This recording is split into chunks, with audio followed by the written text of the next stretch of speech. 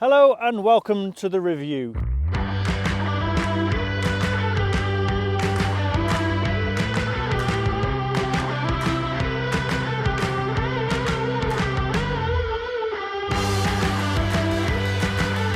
You join us here today at the wonderful Froggats Fishery. Lockdown wasn't sending him crazy, was it? He was sat there doing that. 10,000 on him, I reckon. Nearly knocked a few out, wasn't he? Absolutely. Had a few rigs as well.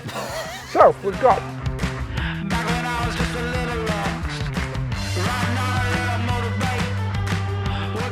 We're not talking about your underwear, we're talking about latex.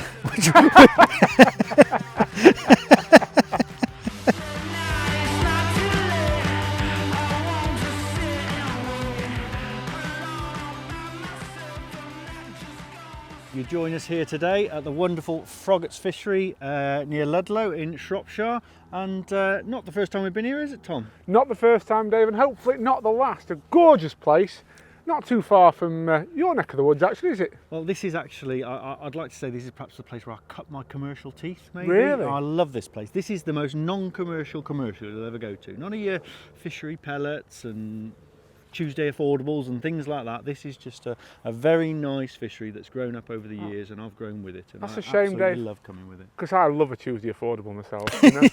You need a Tuesday affordable.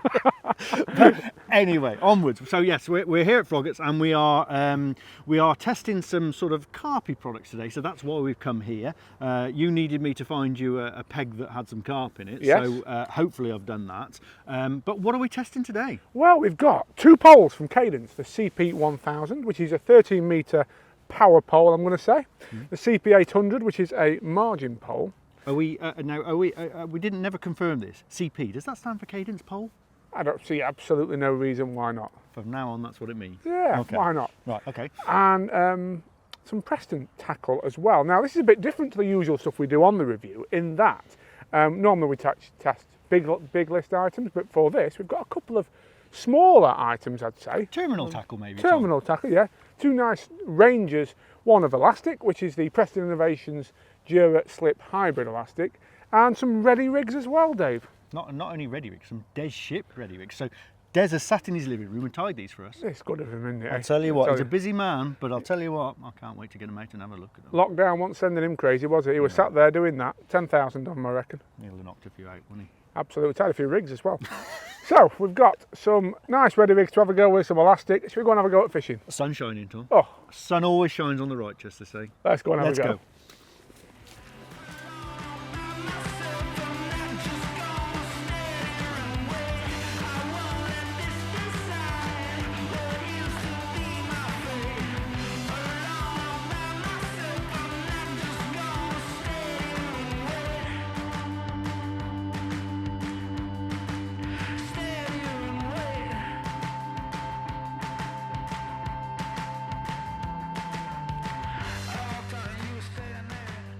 Tell you what, Dave, I don't think we've ever had the opportunity on one of these review videos to test the full setup, from the pole to the elastic to the rig to the hook. It's all been supplied to us, and we've got to give our verdict. We've not actually provided anything to this, have we? This is quite, this is what would you call easy fishing? Well, in theory, but I think we both know from past experience, December and easy fishing aren't always in the same... Well, no, but so what I'm going to do then, so we've got the CP1000 pole. We've set up with one of the softer elastic. Which number is this one? That's the green. I think that's an 11. Yeah. Okay. So this is like sort of like feels like a winter strength elastic, doesn't it? Something with a bit of softness to it.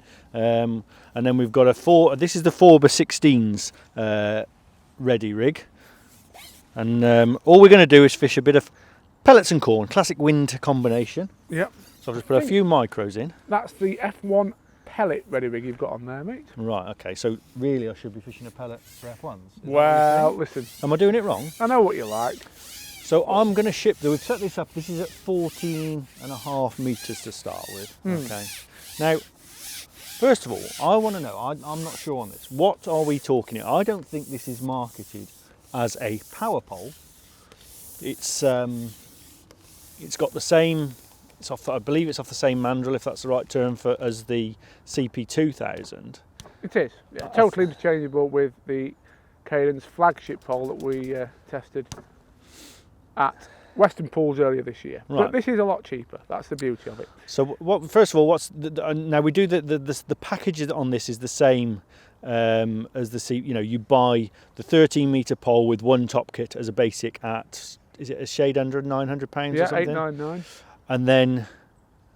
£899. And then you basically build your package as you want it. Yeah, exactly the same concept as all Cadence poles, to be fair, whereby you can choose exactly what you want to suit the kind of fishing you do, which I think is a brilliant idea, because especially for natural venue anglers who may find, for example, an extra couple of top fives much more useful than 10 shallow kits, for example. Yeah. So the ability to customise your package exactly as you see fit really can't be understated on this. Slightly deceptive in terms of, well, not deceptive, that's the wrong word, but slightly, you need to be cautious in terms of the RRP though, because, I feel that pole we tested at Western Pools there, the CP1000, was it, Dave? Yes. I feel that was a real flagship pole, and by the time you've built into it the top kit price, the extra fours that you might get with some of the competitors, you still would be looking at 1,500 quid plus for that Yeah. pole, wouldn't you? But That said, what do you think of that, first impressions? Well, I mean, what we're doing here, I've shipped out a little kinder pot or a little pole pot full of micros. That sometimes can be a problem if you're shipping out and you get, there's not much balance in the pole, it bounces out. That side of it was fine. It feels great. It's 4.5 metres. I've got no problem fishing with this. It's a decent pole. I just want to know what the relationship. It can be confusing with poles of all manufacture, where you have a flagship pole and you have something underneath it, because what you feel as the buyer is that you're buying something inferior to the one above. What I'm trying to get to the bottom of here is what's the difference between this and the top of the range pole, because I'm not seeing massive difference, if I'm honest. It seems to the balance from what I remember is very similar. It seems very, it doesn't feel like a cheaper pole. It's kind of, I suppose, is it a power pole? Has it got more strength? Yeah. On the website it says it's a power pole. So right, okay. And interestingly, I say, and I think we'll later on we'll look at the margin pole as well. But again, they're all sort of, everything's interchangeable. And I suppose what I'm looking at is are we now looking at a situation where you might be looking at having a family of poles, to you know what I mean? So almost like you could, in theory, have all three poles and use them and interchange them for different scenarios and different types of fishing. I don't know. It's interesting you say that, because that's exactly how my pole fishing's evolved. In that, I use dial poles. I've got a dial AZ, which I keep for best, if you like. I've got a couple of G50s, which I use mainly for my rivers and silverfish fishing when I need multiple top fives.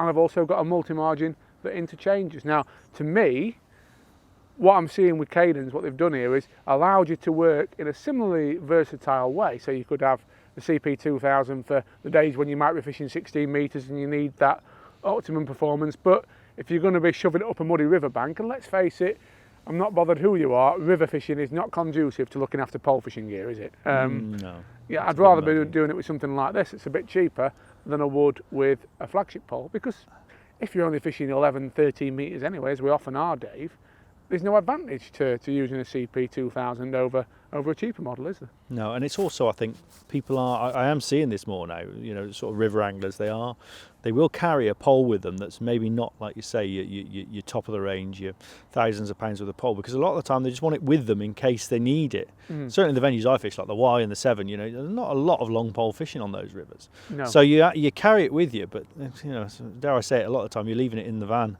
if you don't need it, and you don't want to be leaving thousands of pounds worth of pole in the van, do you? So I've seen more of that now. There's more anglers doing that, but I think it's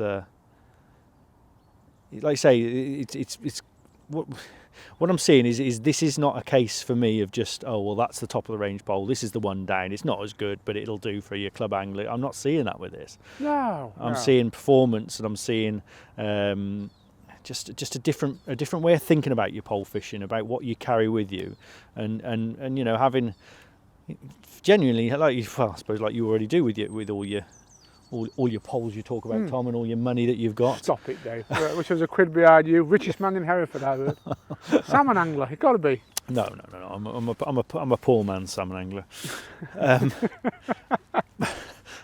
But no, I think it's a different way of looking at it. So, all right. So let's put this in scenario. So if you were going to fish, if you fished snake type lakes, which were 16 meters wide, and you were fishing 16 meters, every match you fished, you wouldn't go out and purchase this pole? I wouldn't. No. I think you'd be looking. You'd pay the money. You pay your money and you get something that. But saying that, Dave, I haven't fished with that yet, so it might be absolutely stunning at 16 meters. Looking at it, it reminds me of my G50. It's a sort of similar price point, I suppose. In that it looks to me like it's a strong pole. It doesn't look quite as stiff as a CP1000. I know you said you think it is, and you're the man with it who's fishing with it. But I suppose you're only at 14.5 metres there, aren't you? Yeah, I guess we haven't put it full whack yet, but I've just and we haven't looked to fish on it yet. But I mean, that was literally first cast. I'm going to put some more bait in, Tom, because we don't want to. I like what you're doing. You're feeding, aren't you? You're a feeder. I am a feeder, Tom. I won't die wondering. I'll tell you. It's, I will. There is. Well, at the end of the day, we're pleasure fishing.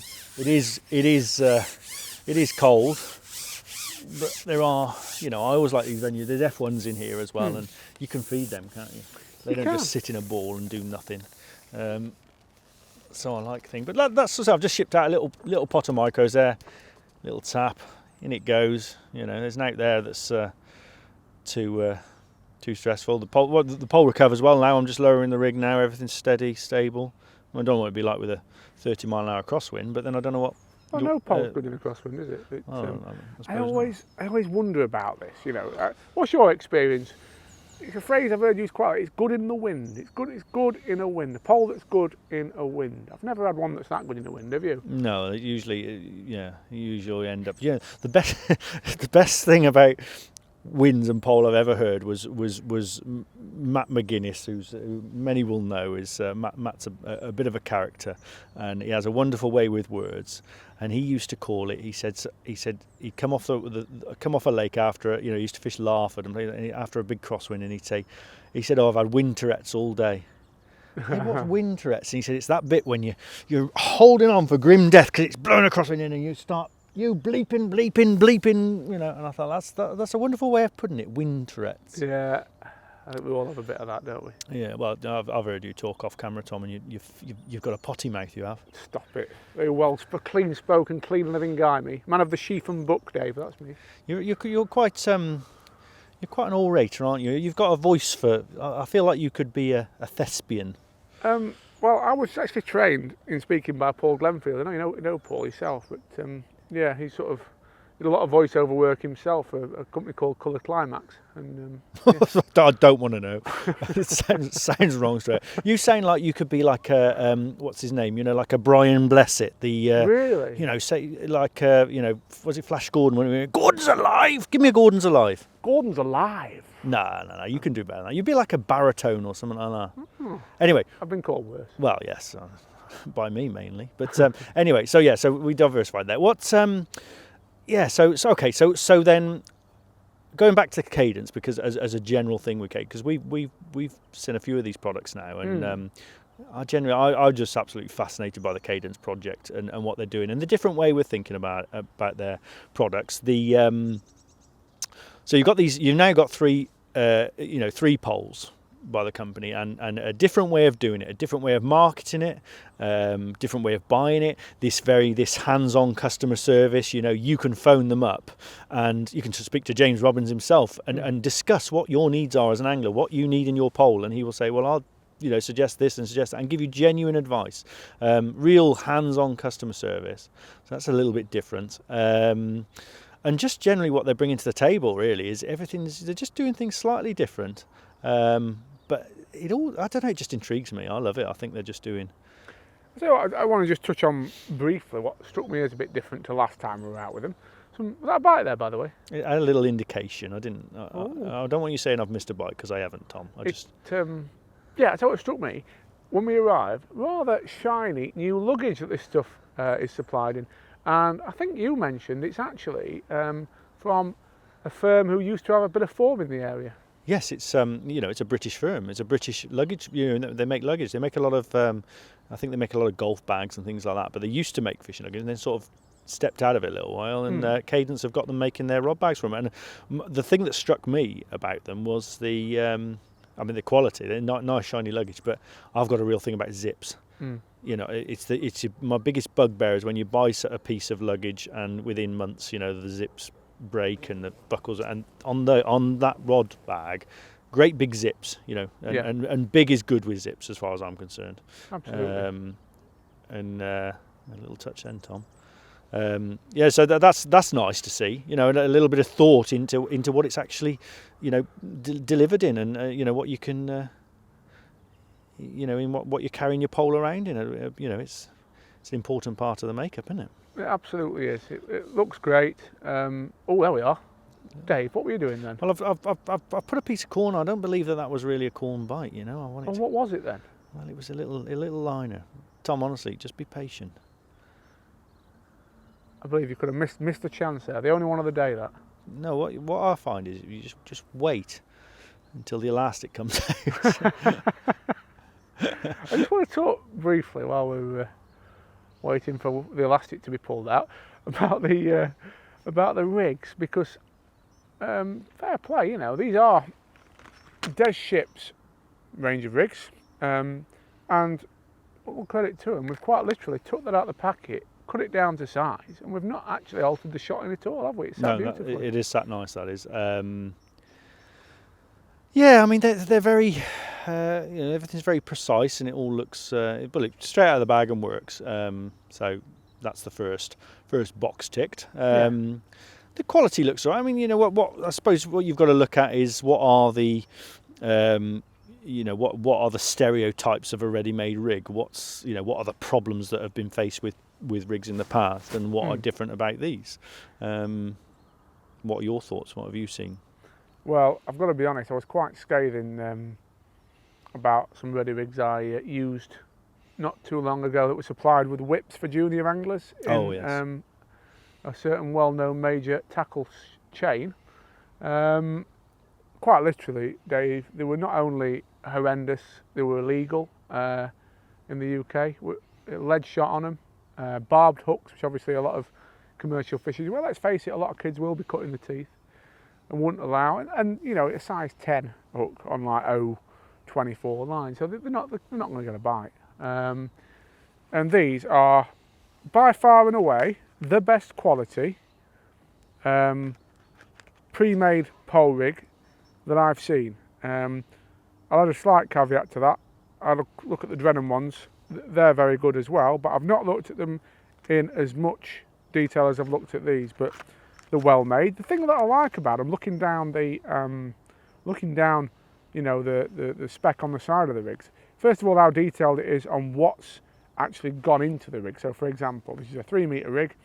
What about the 416 now? I think are we on the 416? We're on the 416. It started heavy, Tom. We've set up a 4x12s and a 4x16. Yeah, so it's a 416 rig, 3 metres, 015 power line main line, 013 power line hook length, and a 16 GPMB hook.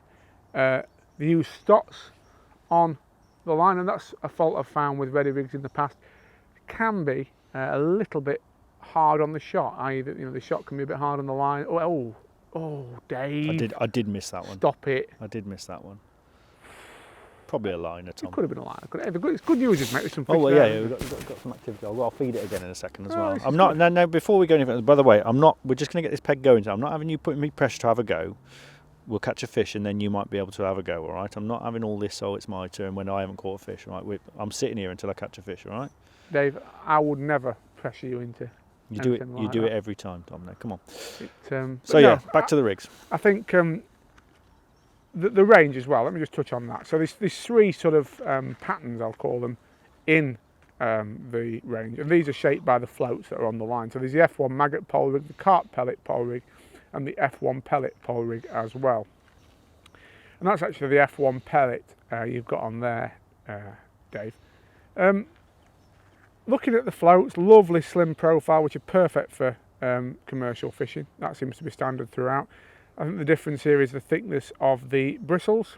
The carp pellet being the thickest, F1 pellet slightly thinner, and the F1 maggot a thinner hollow bristle as well. But the good thing with all of them, they're very visible. I mean, you're having no problem seeing that at range, are you? Well, you'd wonder with the bites I've missed, but no, Yeah. I can see it. It's like I say, it's shotted up lovely. We've done nothing to the rig, literally not taken a shot off, not added a shot on. I could possibly blacken the float up because of the light, but that's absolutely nothing to do with the rig. What I like is the fact that the components of the rig, as you read out, are power line. It's a line that I use a lot, so it's good quality. It's on good quality line. Stots, again, easier to manoeuvre for someone who perhaps isn't quite the reason they're perhaps buying a ready rig is because they're not able so good at sort of putting little shots on and moving them around and stuff like that. So the Stots is a great idea for that. The float itself is a Des Ship F1 pellet or whatever it is. Those are top quality floats that sell on their own as a standalone product. So the product is the components of the rig are spot on. Even the winder, those winders are brilliant. I use those winders, little slide winders. No need for an elastic anchor or anything like that. They're good. So everything in that rig is a quality product. So that's certainly a big thumbs up for me. Yeah. What I would ask you then is, I'm gonna have to come in and feed again in a minute. But what I would ask you is, are we at the stage where match anglers, dare I say top flight match anglers, or are going to go and buy ready rigs to use in their fishing? I think the answer to that is manifold, in that for certain kinds of fishing, for example, what would you actually change about that rig? If you were fishing short pole, say, on a venue with a lot of fish, why wouldn't you use that? Unless it's a quality issue, which we haven't found as yet because we haven't caught anything, but we'll know more about that later. It's exactly similar to something I'd tie up myself. The only possible exception, this is a personal thing, I probably use shot rather than stots, but I know plenty of top anglers who do use shot. So I think as a starter for 10, there's no reason why I wouldn't fish a match using that rig. However, one thing I'm big on when it comes to competitive fishing, and this is quite niche, isn't it? Not everybody's a match angler, but I do think the tiny improvements you can make to your rigs, the tiny tweaks and nuances of presentation that you can make are what sets you apart from the opposition often. So it might be a case of taking a ready-made rig and maybe doctoring it, but would I use that rig for on a carp match at somewhere like here, or Decoy or Western Pools? Don't see any reason why not. Would you? Absolutely.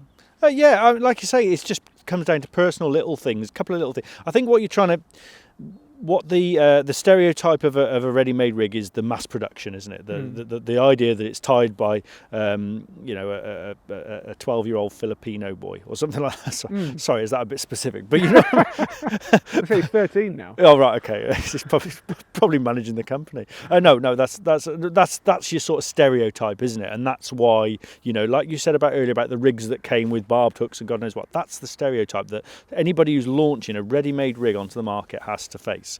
Now, so if I was looking for signs of mass production on these rigs, assuming now, as shocked as I am that you're telling me that Des Ship didn't tie these in his living room, you look for little signs. So one which I picked up on is the silicon on the stem of the float.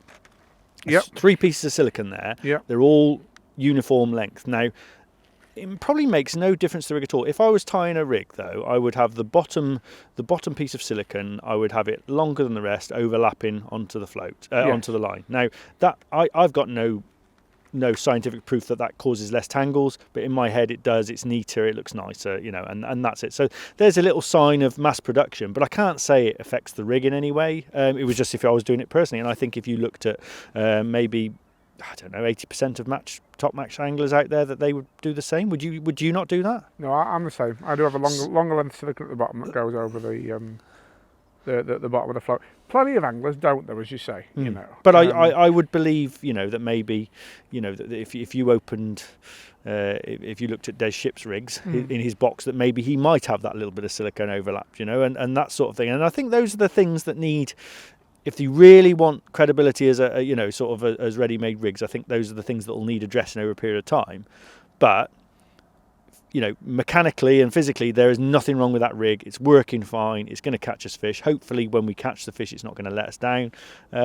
So yeah, it's all good. I'm just saying that there, you know, if we're going to move to that next level where you or I haven't got time to tie some rigs because we're out filming the umpteenth episode of the review. Or Babe Station, we might be on that by then. Well, that, wouldn't it? well, Yeah. I might. I don't know about you. That we would walk into a tackle shop and buy 3 or 4 rigs to cover us for a match we've got coming up. That's got to be the benchmark. That's got to be the ultimate aim, isn't it? If we're going that, or Absolutely. you know, Yeah, and you know, these are the most usable pole rigs, ready pole rigs I've ever come across. If you'd have said to me 10 years ago that I'd be fishing with ready tied hooks, I'd have not believed you. I now use the Preston ready tied hooks quite happily, the Guru ones. You know, the feeder ones on the spools, the Guru feeder ones on the spools. I've used them the last 3 years in Holland, and they've been absolutely brilliant. Like, never had a bad one. You know, they're superb. And this is what we've got to compete with. We've got a new wave of angler who've come into fishing since COVID. You know, definitely. And I think you and I were probably raised on this. How can I put it? Media image of top flight match angling has been all about preparation. The more hours you can spend in your garage trimming up your floats and messing about and elasticating your poles, the better. But let's face it, that's not an image that's going to get more people into fishing, is it? And the idea that you might be able to pick up a few ready rigs, a few packets of ready tied hooks and go and fish a match quite quickly and easily, that's a lot more appealing to average people than, yeah, you can get into match fishing, but you are going to have to spend 4 years in your garage. But I think that's it, and I think it's perhaps unfair then to sort of say what I said, that about the whole, you know, that rig is maybe different to what is in a top match angler's box. Maybe it's not about that. Maybe it's about what is your market, and the market may not be. This isn't targeted towards top flight match anglers at this point. However, what you said about the hook lengths, you know, I think there's been an upping of that game, isn't there? And that is perhaps the first stage towards getting things like this, so they are literally identical to what you or I would tie ourselves. Absolutely.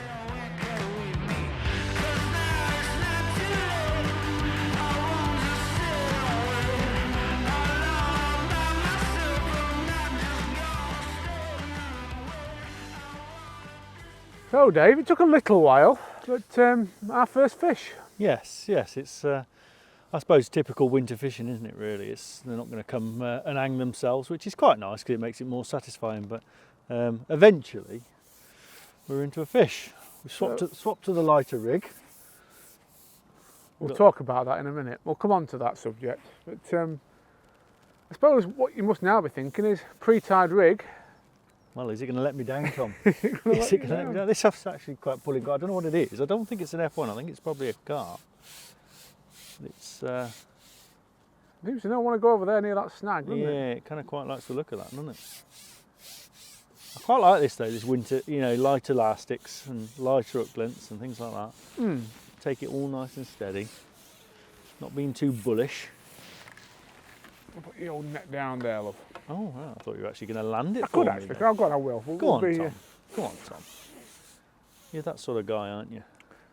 Great all-round guy, I'd say. Yeah.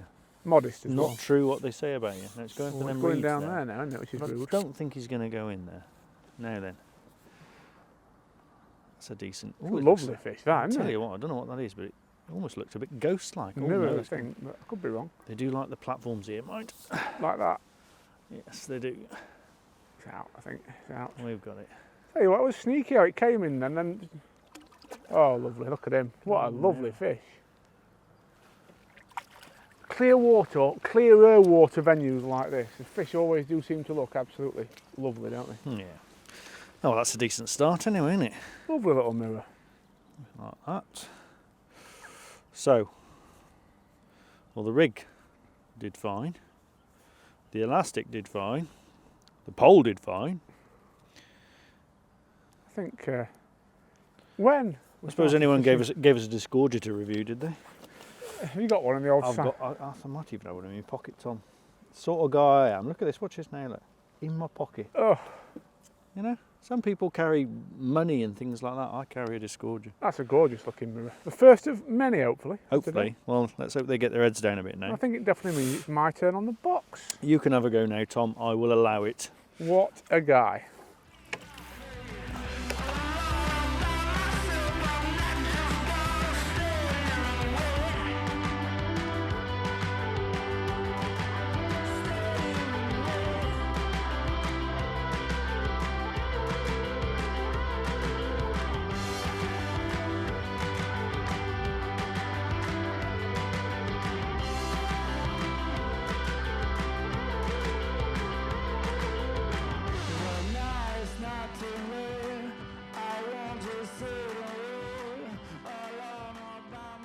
So Dave, I finally managed to get you off the box, and we've had a couple of fish each now on this. I must say it's a very, very usable piece of kit. We're 14.5 metres now, and it's up there with all poles, to be honest. I've tested them, inclined to agree with you. There's not much difference between this and the Flagship, is there really? No, and I like, just you'll see more when you're looking, like probably looking from the angle I'm looking at now, is you can. There's no great sag on it or anything like that. It doesn't feel like it's a floppy pole or anything. No. It's obviously, I mean, it's you know, it's like you say, it's marketed as a power pole. Yeah. But obviously you've got the options, all the interchangeable kits with the CP1000. So you can put match kits with it. You could put, you know, so again, it's giving you that sort of the options, isn't it? With what they're trying to do. It's giving you options of things to do. Just so I don't want to ruin your flow, because obviously you're enjoying yourself catching a few fish. Do you want to try it at 16, just see what it looks like? I'm going to. In a minute, I'll take this old half butt off and I'll just thread it past and we'll see, because that is the big thing with these poles, Dave, isn't it? You know, mid-range poles, that tends to be where they fall down.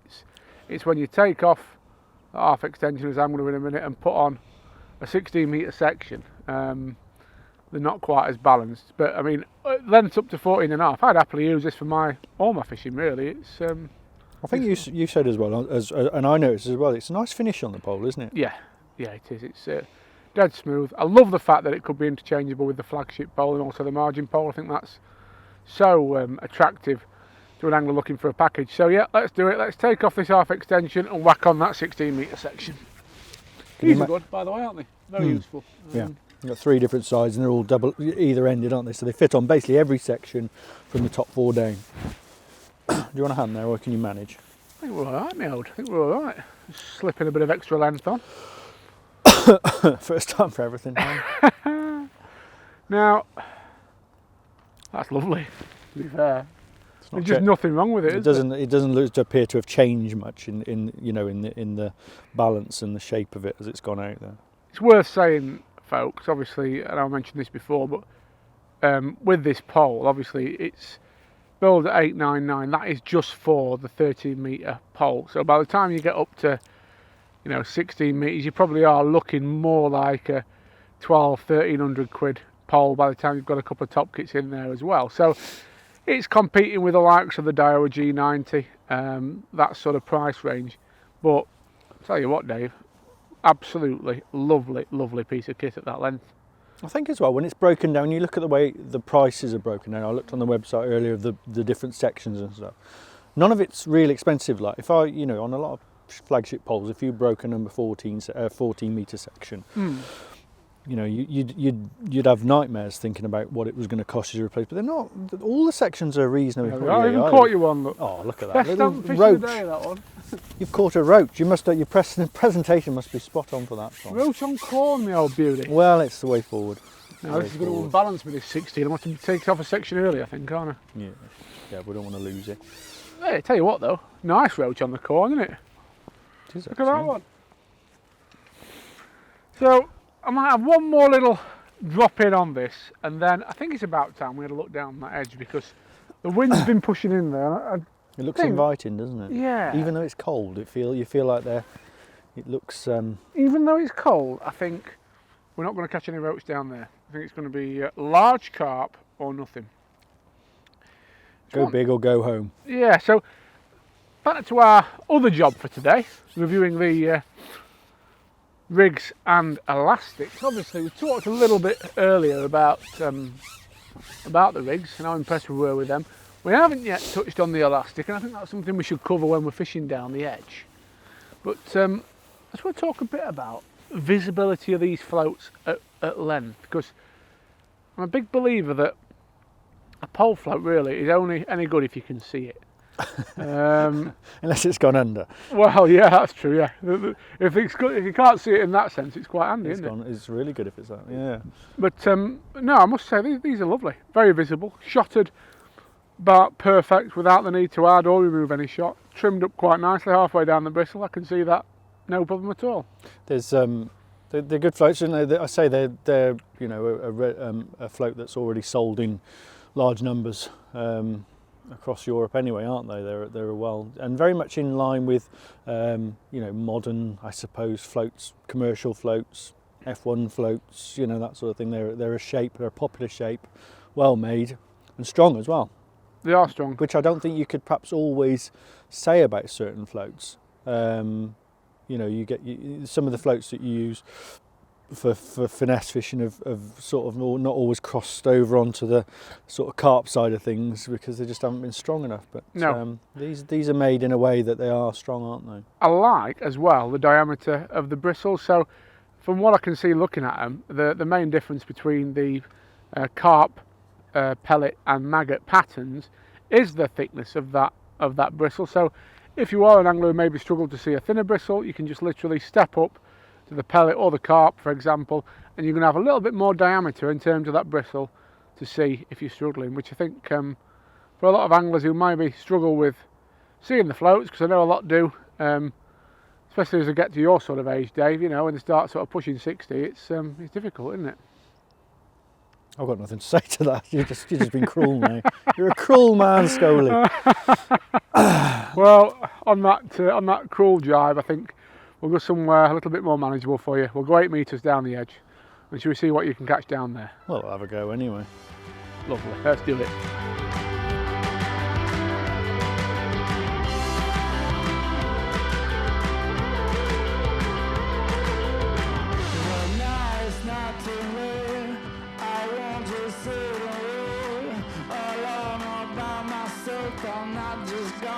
Has anybody ever told you look like Herefordshire's equivalent of compo from That of the Summer Wine?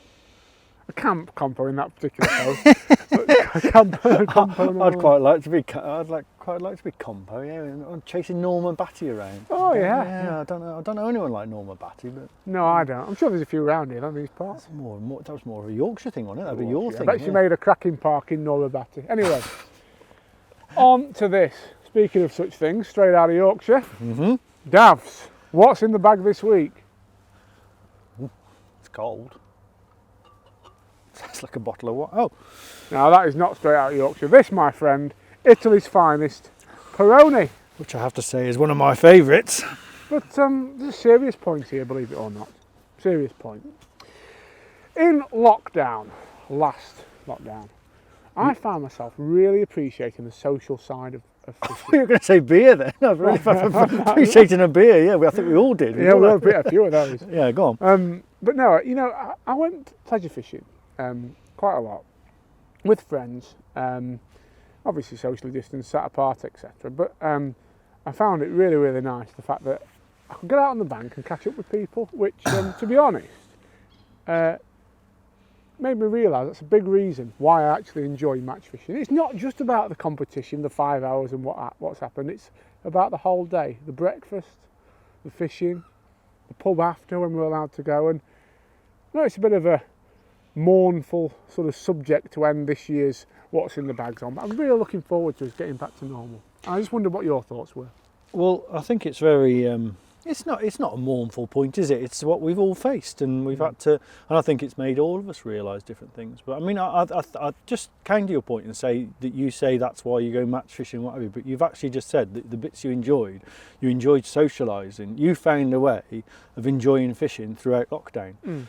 So did you then find a way that was as enjoyable as match fishing, or is it just is the social side to match fishing? Is that just not just a small part of what fishing is like? Was there not more of a? did you not find yourself think that from this point onwards that you might find yourself doing more, you know, pleasure fishing and social, you know, more of a social aspect to your fishing? Well, no, not really, because I get them social fixes through match fishing, you know. So the fact that we can have a chat after and have a pint and have a breakfast, you know. If match fishing though came down to what it is for some people at the moment, where it's an online draw the night before, you go to your peg, you fish, you go home, you don't really get to see anybody or talk to anybody.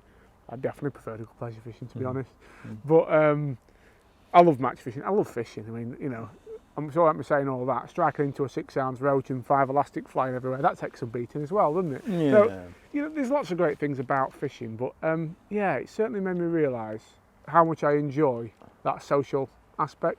I think, yeah, I think for me it's more about, you know, remembering that I was a fisherman before I was a match fisherman, and that I can occupy my time quite happily without match fishing, if you know what I mean. Yeah. I do lots of different, as you know, I do lots of different types of fishing, and in some ways I found myself going in a different direction over lockdown. I found myself being more insular and going on my own and doing my own little things, and you know, I've got my dog and I go salmon fishing or pike fishing, but I found myself sort of more, rather than just rushing off and going, I'm going to grab some pike fishing, or I'm going to go here quickly, I'd actually plan the day and go off and take food with me and like have a fry up on the bank and things like that. Things I haven't done for a long time, really. And I think that's, obviously that's not the social side, that's an anti-social side, if you like, but it has made me evaluate that those are the little things, you know, planning a day.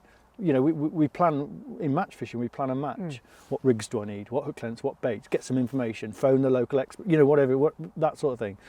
But actually we used to just do a flask, do some sandwiches, you know, plan your day. And I think that's, I don't know, I think we've lost sight of the things that used to be special. I suppose as well, that is another great way of putting it, because different times in your life, I suppose fishing will mean different things to you. Like, for example, you're probably at a time in your life now where you've got kids, you've got kids, you've got young family, and everything's quite busy. You've got, you know, busy job, well, a couple of different businesses that keep you very busy. So the opportunity for you to have a bit of an escape on your own somewhere must be lovely. Whereas maybe for me, obviously I'm not at that point in my life, work on my own often, you know, and it's nice to see people and socialise. I think it's about getting what you get from fishing, isn't it? Fishing gives us all something, and it's, you know, I think we, as much as you know, this is your living, fishing's part of my living as well, but it's remembering what fishing was about in the first place and what it actually gave you. And it gave you a headspace, it gave you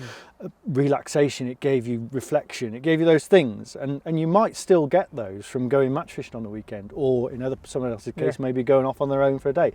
As long as you take from angling.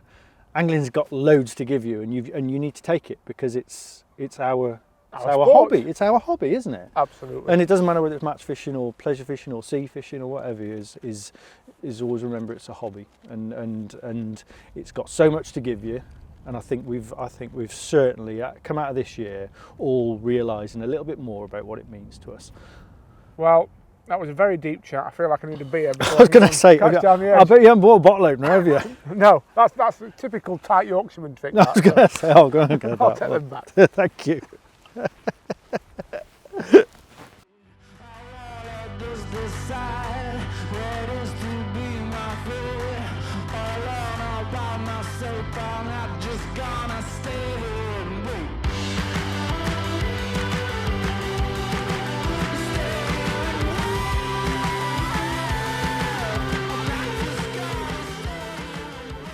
So Dave, just dropped in down the margins, 9 metres of pure CP800, grasped against your thigh.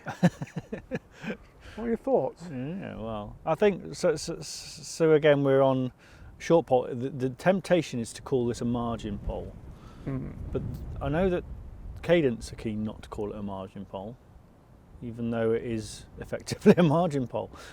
It's because it's a short pole ultimately, isn't it? Now this is a power pole, even more of a power pole than the other power pole. So this is your, there's a bite. Oh, I found a roach. Oh, bless you, we're good at catching them, aren't we? I'll tell you what, if there were a prize for catching roach, Tom, me and you, we'd be first and second. I'll be first, you'll be second. Stop it. Yeah. So obviously, the pole is designed that it would be capable of catching a big weight of big fish quickly, using strong arm tactics. Is that a good word? Strong arm tactics, folks. We heard it all today. Showing them who's boss. But is it just that, or is it more? Is there more to it than that? You know, is it? Some people might not want. They might just not need a 13, 16 metre pole. Some people just like short. And what I'm seeing with this, and I think we'll see more of this now with pole manufacture, and certainly the margin pole in inverted commas, is if you look at this now, this is a reasonable size bore of pole, isn't it? It's more. It feels more like a pole than a lump of. Well, it is a pole because let's not forget that's fully interchangeable with every other pole in the system. So the CP1000, the CP2000. So now what you're getting with power poles or strong poles is you're getting performance as well. See, all right, it's only 8 metres at that, but it's straight as a die. It's fairly lightweight. And I feel if we were fishing in front of a shallow and we were spinning a rig over, or summer tactics, you'd have the performance there. And I think this is the way that margin poles, as they were, manufacture is going now. I think we're going to see more of this, where and I think the next thing is these poles will start. You'll start seeing them more sold at sort of 10, 11 metres to fit that market of people who just don't want a long pole. They just want a pole that they can fish at top 3, top 4, down the edge. I mean, this is what is this? Just the pole on its own, is it £300? Yeah, £299 for that. Oh, there's a package option as well for $399, which gives you a few top kits with it and things. Yes, and you could also add your own. Again, you can make up your own package to suit your fishing. So I just love the whole concept, to be honest. I think as we've sort of said before, the fact that you can effectively build what you need for your fishing from within this range of poles, I think it's so appealing. I wonder what it would be like as well. We probably should try it, but I wonder what it'd be like if you could put the top kits. Obviously, you could use on the CP1000, CP2000. I wonder about putting, like, because it's all interchangeable, like a number 4 or 5. If you were, say, putting your long pole into a sort of a dangerous area through trees or something, it's something where you just feel like it's, I don't know. Again, it falls into that way of the cadencing. Is it creating a sort of a family of poles that you would eventually, and you'd own all 3? I also have to, I'd urge caution there. I wouldn't, only because you may well be able to do that, but you've got to bear in mind that as a power pole or even a cheaper pole, it's normally more resin in there than in your lighter, cheaper pole. So the tendency is, if that happens and it does break, it'll break on the more expensive section. I've seen that before with other models. Really. Glass is always half empty with you, isn't it, Tom? Well, you know me. It's err on the edge of caution. I mean, what's that? That's not the behaviour I expect from a young Yorkshireman. Well, when you get to your age, you've got nothing to lose. I'm all right at my age. I've got to keep my ducks in order, my old beauty. Yeah. That was a nice fast. That was an F1, that, wasn't it? That flew under. A gazunder. A gazunder. Lovely gazunder. Here's a question for you then. So this whole, because we're quite impressed with the whole cadence thing, aren't we? Just in general, it's just such Feels a nice. Yeah. What's how long do you think cadence has been in existence? I think we're quite an old brand, an American brand, aren't we? No, just in this country with James Ron. In this country, 5 years now, maybe. 3 years. Is that all? Now, when I had to ask James that question, 3 years. Look at what they've done in 3 years. He's a clever bloke. He knows his things, with James. You've got, like I say, it first came to my notice in the river range, with the guys I was fishing with on the rivers and seeing the rods, Beautiful coming. But to be in 3 years, to be at the stage where you've got poles of the quality that we've used today, the Flagship, the CP2000, and this as well, And it's not like it's like a flash in the pan, you know, someone's coming and throwing a load of money at a new brand. It's someone who's actually, who, all right, is no stranger to the tackle trade, but someone who knows the tackle trade, who's come up with an idea, a new concept, and put it into practice, and is just building all the time. I think it's absolutely incredible. But that blew me away. 3 years, they feel like they've been here forever. I'll tell you what I like as well about him, and I know we've touched on it before in our last video, but it's the fact that he's happy and willing to pin his name to it, to say if people want any more help or information, or even to build them a package, elasticate the top kits, whatever, get in touch. You know, he wouldn't do that if he didn't believe in the product, Dave, would he? And he wouldn't do that if he didn't have total faith that people were going to get absolute value for money. Yeah. Do you think if we phoned him up, he might come and help us catch some carp on it? Because we're failing miserably here. Well, you say that. I haven't been on the box yet, Dave, have I? No. Let's not deny that. To be honest, I'd be quite happy for you to have a go now and prove me wrong, because it's. I'm not sure they're coming in this edge yet, you know. Stand aside.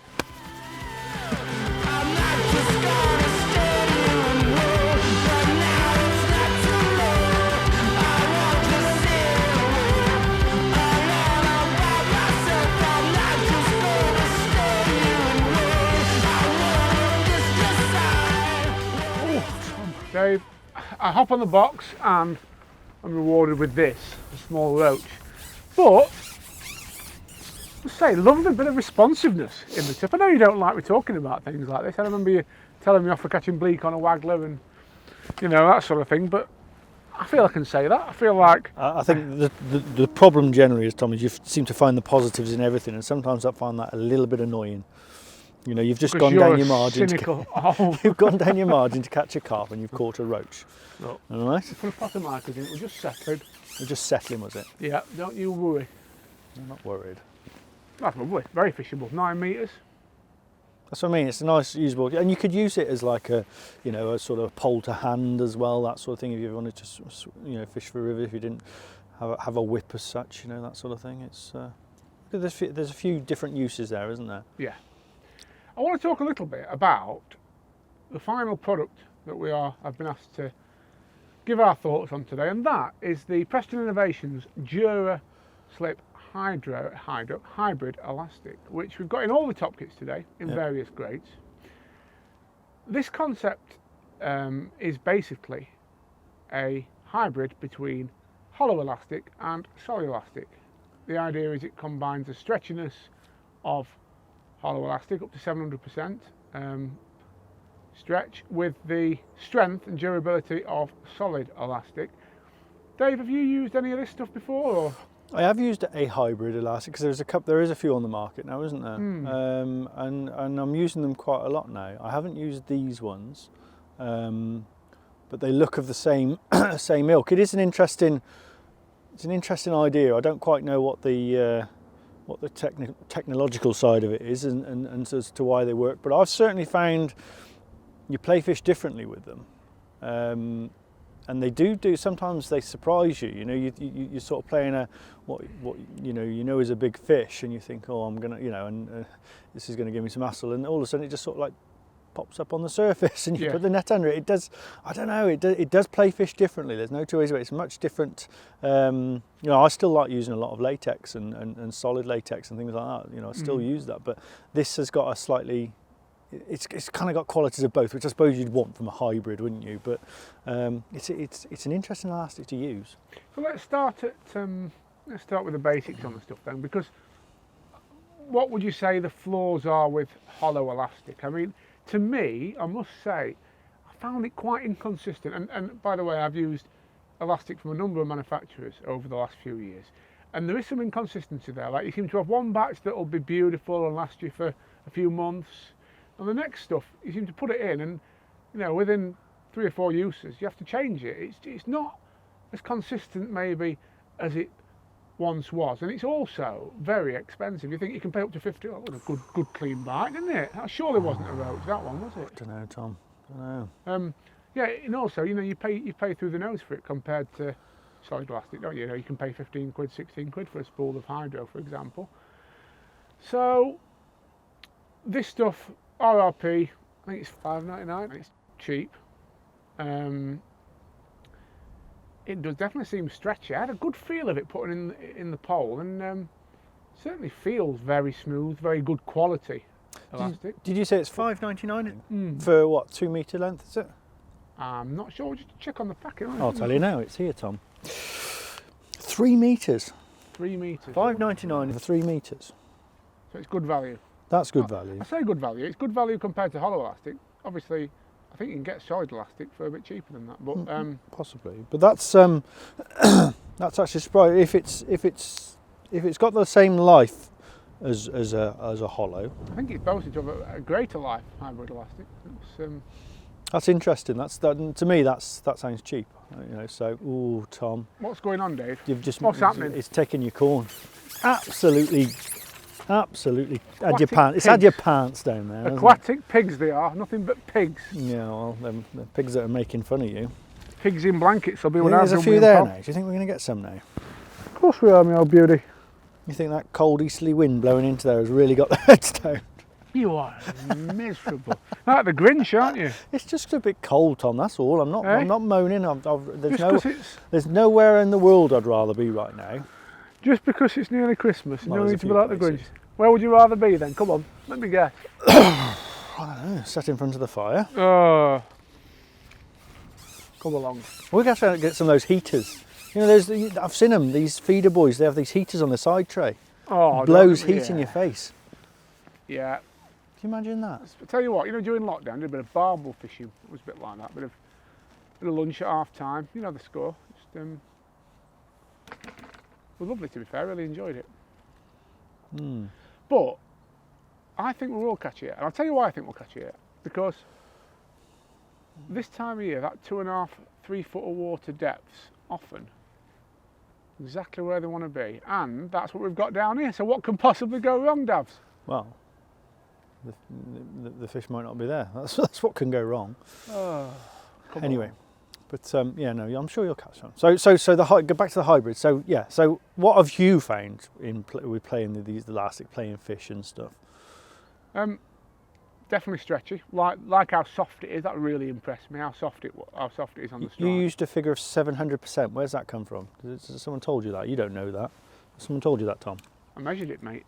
You didn't measure that. I measured it, mate. It says 700%. Now, in all fairness, I did put some in my hand before and I stretched it, and I got a piece, and it stretched at least 3 times what I had in my hand. Yeah, which would say a 300% 700% figure came off the literature. Right. And there's 8 sizes. There are, starting right down at some very fine ones, which I know some people have been using for silverfish work. Oh yeah, I can see this is a size 5 here, Tom. This would be the sort of thing, wouldn't it? Eh? I've been fishing a bit at Hallcroft over the last few weeks, and quite a few anglers favour that for the long pole skimmer work. Yeah, I can see this being a skimmer elastic. Let's have a look at this. This has got a nice pink colour to it. Oh, beautiful! Almost like colour. A shrimp pink, I'd call that. Shrimp pink, my word. Have you noticed women do that? They give colours silly names, like when my wife, when we're talking about things for the house, and she teal colour. So just say green. Dove grey. What? Just grey. Dove grey. Yeah. So that's look at that, Tom. That's a nice. Oh, that's lovely. That is lovely. That is a bit of a skimmer elastic, that, isn't it? You used to have some boxer shorts that colour, you know. I don't wish to know, Tom. Yeah. We're not talking about your underwear. We're talking about latex.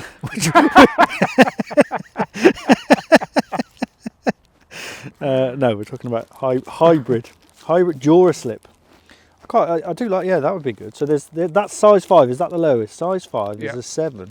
7, 9. It's all on numbers, right? Okay. 19. That looks a bit. Ooh, that's gruesome. Look at that, Tom. 19. That was 19. The average age of a serviceman killed in Vietnam. Yeah. Have you heard the song? Yes, Tom. I was about 10 years old when that was out. You weren't even born. No, I wasn't. A glimmer in my father's eye at that time. Imagine. Tell you what, there's some down there now. Some large portions of carp. It's been wafted a couple of times, you know. Wafting, yeah. There's some tails up. It's not the. Oh! You saw that yourself. Oh, you Tom. saw that with your own eyes. Tom, is that corn still on? Yeah. Yes. Oh yeah. All right. The way you struck then.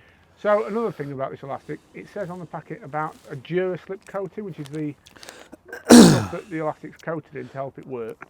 I'll tell you exactly how it says because it probably words it better than you just did. It says, the elastic has been pre-coated with slip oil, increasing its performance and further enhancing its durability, perfect for high catch rate venues where traditional solid elastics may fail. There you go, you see. Couldn't have put it better myself, Dave. You don't frequent many high catch rate venues, do you? Or at least they are until you get there. Unbelievable. Cheek of the man. So £4.99. I'll tell you what, I'm starting to sound a bit like you in your tight northerners now, but that's just made it all the more attractive to me. £4.99. Well, it is, isn't it? It's a lot cheaper than most hollow elastics. You can't. Can you do 3 meters? Can you do 2 top kits? You could do 2 short top kits with that, couldn't you? Yeah, you could do. Yeah, definitely do 2 short kits. Some indications there now from these pigs. Come on, come on. It's a roach, Tom. Stop it, Dave.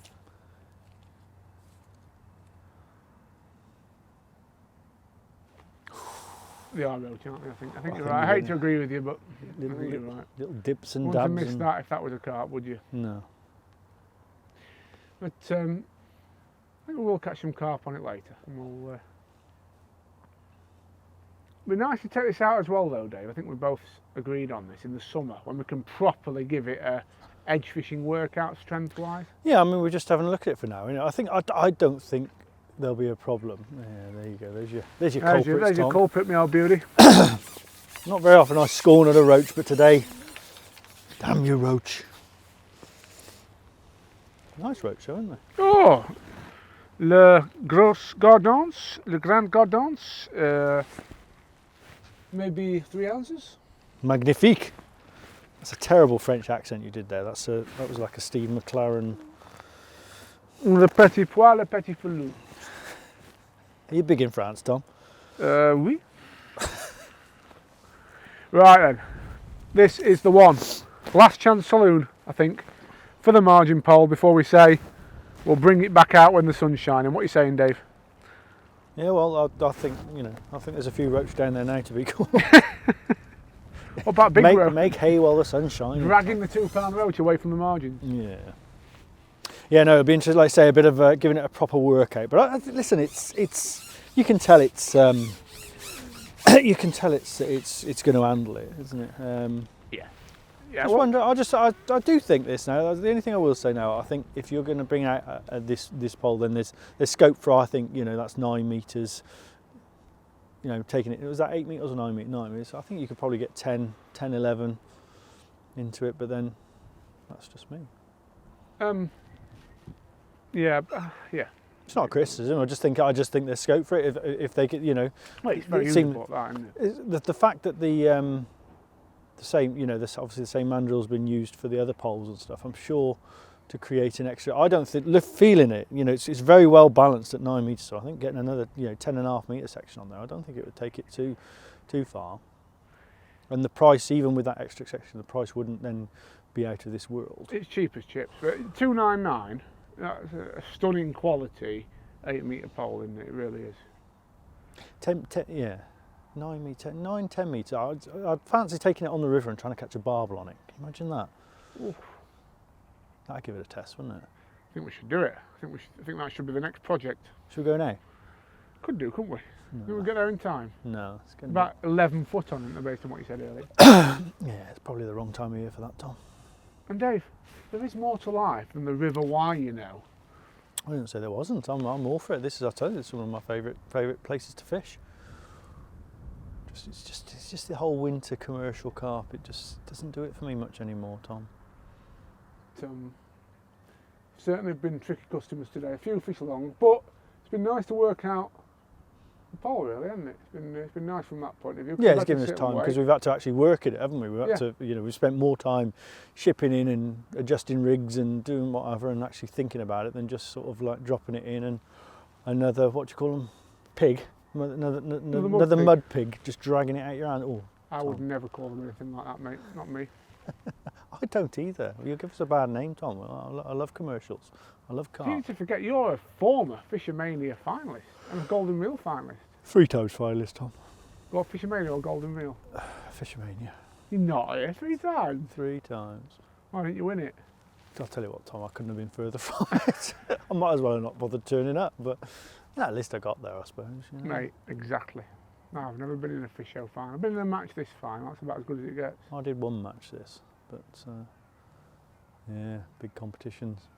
But this place was, I'll tell you, I owe a lot to this venue, because I used to go around when I was getting, you know, really sort of trying to learn these commercial venues and that, and I used to go off on these big matches, big qualifiers, or, you know, go visit different fishers around the country, and I'd see something that you know, a method or something I hadn't done before, and I'd just come back here and do it on the opens here and just learn. You know, there was nothing I couldn't do here, and things like pellet waggler and you know, when I first started fishing those, and this was a brilliant place for me to learn. I remember reading a piece in Match Fishing magazine that I think it was called The Training Ground. Yeah, that's what I call this. This was my training ground. Well, and I've probably, on today's results, I should probably come back a bit more often. Dave, we've had a good go, haven't we? We've obviously really impressed with that pole at length. Likewise, the rigs, you know, it's finesse fishing today. It's been a good time to try those rigs out. I think with the margin pole and the elastic, we're both agreed it'll be a case of giving it a bit of a workout as it warms up as well. But we can do that. We can tie that in with our future work, can't we? Yes, definitely. But there's enough there to keep you interested at the moment. You think maybe could have been a carp, could have been a big tail. That wasn't it? But no, it's you know, we've had the rigs. I'm you know, just going back to the rigs. Like, we haven't done anything with those rigs, have we? We haven't put an extra shot on. We've not changed hook lengths or anything like that. This is absolutely lovely. So there's, you know, there's some quality control about them. Well, that's I think, you know, the big edge really. Preston is a quality brand, and it really is. It's I saw a little debate on Facebook the other night, you know, and it was, if you could be sponsored by one tackle company, who would it be? And 2 names were mentioned above most of the others. Preston being one of them, Guru being the other. And I think that's testament really to not only the fact that they do some very good products, but they do a very good range of products, and they've got that real brand feel to them, haven't they? Yeah, they do. Yeah, do everything, and it's hard to be a tackle manufacturer and do as much as they do, isn't it? You know, if you think of all the little terminal bits and pieces, all the little rig bits and feeders and just terminal stuff, that's on top of all the, you know, carbon and reels and stuff like that. And they keep producing it and keep bringing out new stuff, innovative stuff. Oh, tell you what, Dave. What he's found, bud? It's a big roach, that one, real beauty, isn't it? Well, honestly, Tom, I thought we were just going to get pestered by a roach, and I didn't think there was a carp coming down there today. And you found one. I always do. You have just gone massively up in my estimations. I'm like the postman, Dave. Oh no, that's my line. You can't have that. But yes, today you can actually. Oh, I'm DPD then. How's that? DPD. Let's have a little look at this. That. Well, tell you what. Well, so what elastic? I was going to ask you what you put in here. This has got some gumption. This stuff. That's the. I'll tell you what it is now. It's the green. It's the green 11. No, it's bigger than 11. That. Oh, beauty. That's bigger than that's about a 15, is it? 17. It's the 17, Tom. It's the 17. Large F1, no match. Sorry, I'm in your way. Hey, up mirror. Look at that, my old beauty. Wow. Now. Ugh. That was all quite pleasant, wasn't it? Aren't they lovely? They're lovely in here, those fish. They're just rather attractive. Pretty fish. Good of him to put an appearance, I think, Tom. It was looking a bit bleak there for a minute. Can I draw your attention to where it's hooked? Square in the top rib, Square in the top rib. Absolutely. We'll slip him. Very, very impressive piece of angling, that, Tom, I have to say. Dave, can I just thank you for your kind words? And I believe that before we wrap up this show, you've got some kind words for the ladies and gentlemen who've been following the review, haven't you? Well, yes. I mean, we are now, we're just about a year into this project, aren't we? And we've had...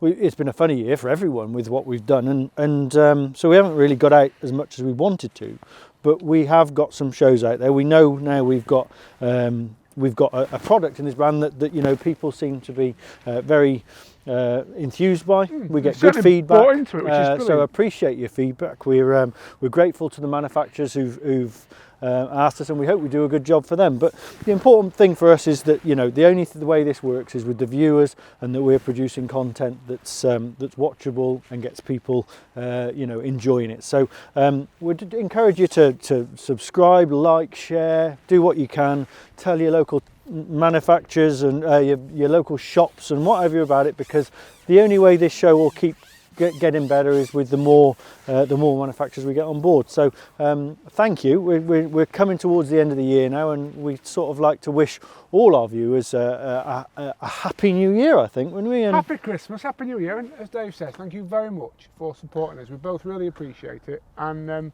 hopefully, God willing, we've got more of the same to come for you in the new year. yeah, so I want to catch another carp. you're going to catch another carp, and we'll say all the best to everyone for 2021. All the best, everyone. I'm not just gonna stay here and wait. I wanna just decide.